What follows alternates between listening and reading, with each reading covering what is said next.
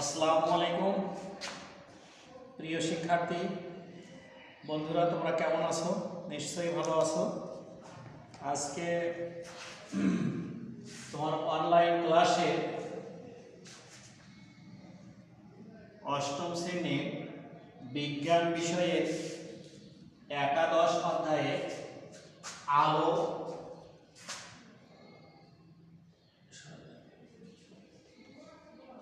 আলোর প্রতিসরণ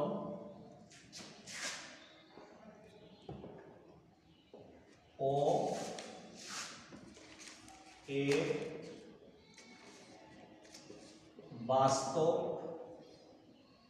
প্রয়োগ।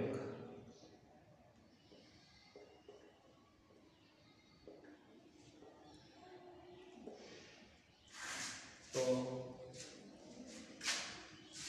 তোমরা নিশ্চয়ই জানো যে আলো এক প্রকার শক্তি। আলো সব সময় সোজা পথে চলে। আলো সব সময় সোজা পথে চলে। আলো এক প্রকার শক্তি। এই আলো এক স্বচ্ছ মাধ্যম। আলো এক স্বচ্ছ মাধ্যম থেকে অন্য এক স্বচ্ছ মাধ্যমে প্রবেশকালে এর গতিপথে কিছুটা ভিন্নতা দেখা যায়। এই ভিন্নতাই হলো আলোর প্রতিসরণ। তো প্রতিসরণ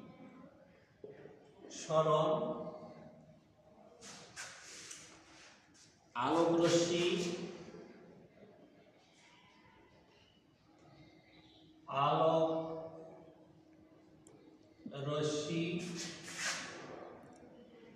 এক স্বচ্ছ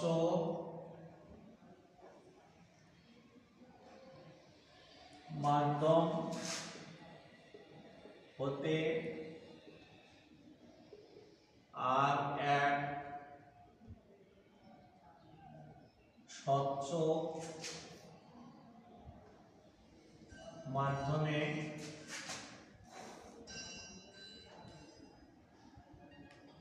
প্রবেশ করলে এর গতি পথের কিছু ভিন্নতা দেখা যায়। এটাই হলো আলোর প্রতিসরণ।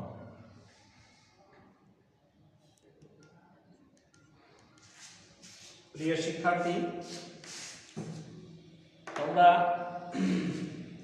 নিশ্চয়ই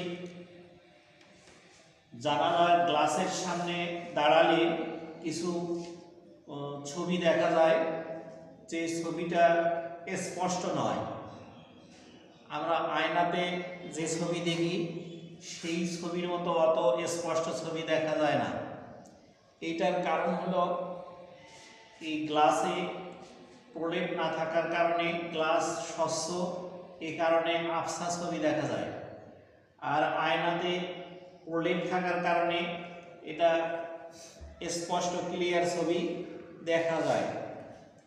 তো আমরা বাস্তবিক প্রয়োগ একটা বিষয় দেখতে চাই যে দেখো তো, একটা গ্লাসের মধ্যে পানি ভর্তি, গ্লাস অর্থাৎ 1/3 পানি। সেখানে একটা কাঠি দেওয়া হইল। কাঠিটি দেখা যাচ্ছে নিচের অংশটা ঘন মাধ্যম পানি, উপরের বায়ু মাধ্যম হালকা। এখানে ভাঙ্গা ভাঙ্গা মনে হচ্ছে। তাহলে নিশ্চয়ই এটা এই আলোর প্রতিসরণের কারণে এমনটি হচ্ছে। প্রতিসরণে বলা আছে যে এক স্বচ্ছ মাধ্যম হতে আর এক স্বচ্ছ মাধ্যমে প্রবেশ করলে এর গতিপথে কিছুটা ভিন্নতা দেখা যায়। তাহলে নিশ্চয়ই এখানে ছিল বায়ু মাধ্যম হালকা, হালকা মাধ্যম থেকে ঘন মাধ্যমে প্রবেশকালে এইটা আবার ভিন্নতা দেখা গেল। উপরে দেখা যাচ্ছে চিকন আর পানির নিচে মোটা দেখা যাচ্ছে। তো এতেই প্রমাণিত হয় যে আসলে আলো এই গতিপথ এক স্বচ্ছ মাধ্যম থেকে আর এক স্বচ্ছ মাধ্যমে প্রবেশকালে এর গতিপথ ভিন্নতা হয়, আর এইটার নামই হলো আলোর প্রতিসরণ। তো আমরা এরপরে আরো দেখতে পাবো যে আলোর প্রতিসরণের কিছু বাস্তব প্রয়োগ। আলোর প্রতিসরণের কিছু বাস্তব প্রয়োগ দেখতে চলে। তো আমরা